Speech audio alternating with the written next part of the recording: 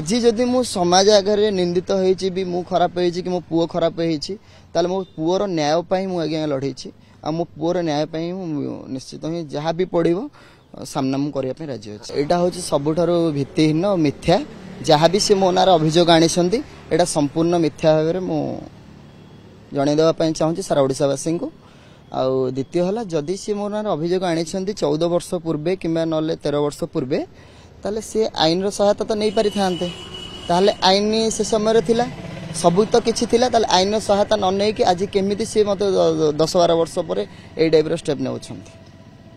आपण नाबालिका थिबा बोले ताको ना ना ना ना ना आज्ञा केबे भी मुसे भूल करिनी तो वयस्क हला विवाह योग्य हेबा पई आज्ञा आज्ञा आज्ञा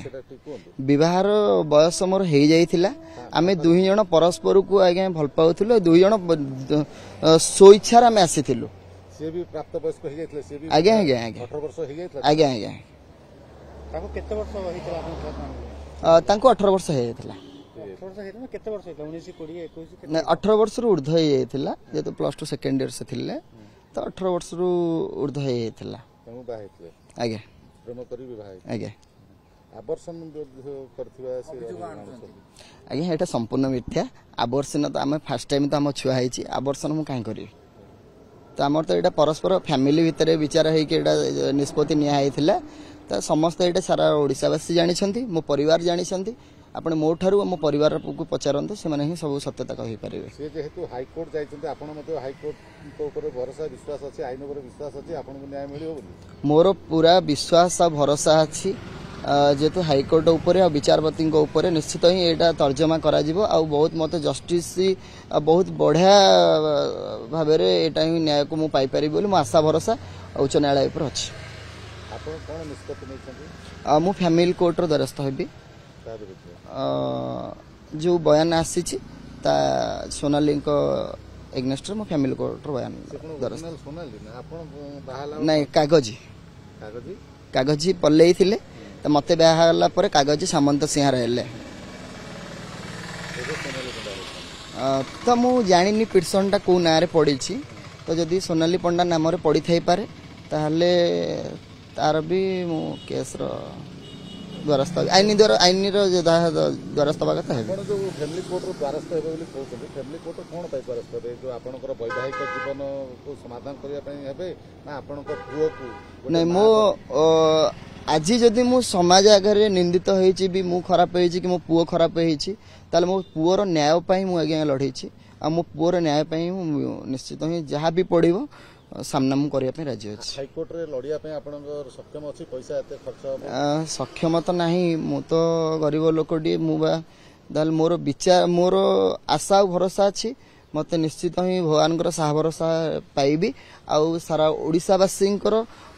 से भल पाइबा आउ मो पुओ प्रति सब स्नेह ममता अछि मुझे कहि पारे निश्चित आज्ञा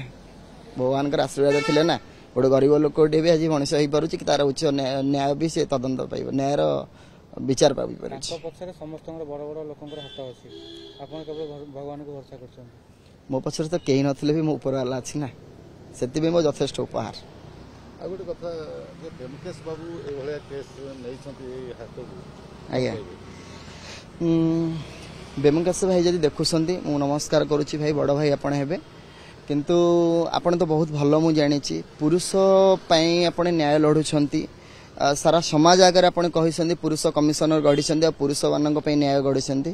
किंतु आज आपण केमिति गोटे भूल डिसीजन नहीं गले गोटे नारी की सपक्ष करी गोटे पुरुषर एग्नेस्ट रे जाई कि केमिति आपण गोटे नारीर सपक्ष रे जाई कि पुरुषर विपक्ष रे जाई कि आपण ए सब भूल डिसीजन नहीं संती आपण आज्ञा टिके स्थिरता भाव में चिंता करंतु आपण निश्चित ही तार उत्तर मिल पारे समस्त मुतलांकर से छिड़ा हे से पुरुष मानक पुरुष कमिशन निर्यातित पुरुष मानक से लड़ाई कर सत आपण निर्यातित सोनाली द्वारा आज्ञा मु निश्चित निर्यातित का द्वारा मु सोनाली द्वारा निर्यातित होइछि जेहेतु मो परिवार मो छुआ को आज पर्यंत अनै नाहंती किंबा ए सब मिछ एलिगेशन अन्य प्रलोभन रे पकाउछंती तो मुझा भी धर्म बोली गोटे जिनस अच्छी आप भावतुनि जगन्नाथ अच्छा राम अच्छा समस्त अच्छा କିନ୍ତୁ ମୁଁ ଏତିକି ଶେଷରେ ଅନୁରୋଧ କରି କହୁଛି ଯେ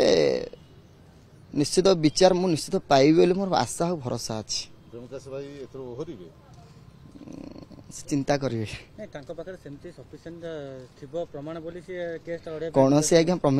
ପ୍ରମାଣ ନାହିଁ। ପ୍ରମାଣ ମୋ ପାଖରେ ଅଛି। ମୁଁ ନିଶ୍ଚିତ ଯେତେବେଳେ ଫ୍ୟାମିଲି କୋର୍ଟର ଦ୍ୱାରସ୍ଥ ହେବି ସେତେବେଳେ ମୁଁ ସବୁକିଛି ପ୍ରମାଣ ଆଜ୍ଞା କୋର୍ଟର ମାଧ୍ୟମରେ ମୁଁ ଜଣାଇଦେବି। ବିନା ପ୍ରମାଣ ଲଢ଼ିବା ପାଇଁ ଆସିଲେ ଆସିଛନ୍ତି ଯଦି ପ୍ରମାଣ ଥାନ୍ତା ତାହେଲେ ସିଏ କାହିଁକି ଯଦି ଜାଣିଛନ୍ତି ଗୋଟେ ଘଟଣାଟା ଏୟା କିଛି ଜିନିଷ ଜାଣିଛନ୍ତି ସିଏ ତାହେଲେ କେମିତି ସିଏ ଆଜ୍ଞା ମୋ ପାଖରେ ଯାଉଥିଲେ? ତାଙ୍କୁ ତ ଜଣାଇ ଦିଆଯାଇଥିଲା ଆଗରୁ, ସେ ଜାଣିଥିଲେ ସବୁ କଥା, ତାହେଲେ ଏମିତି କେମିତି ଡିସିସନ ନେଲେ?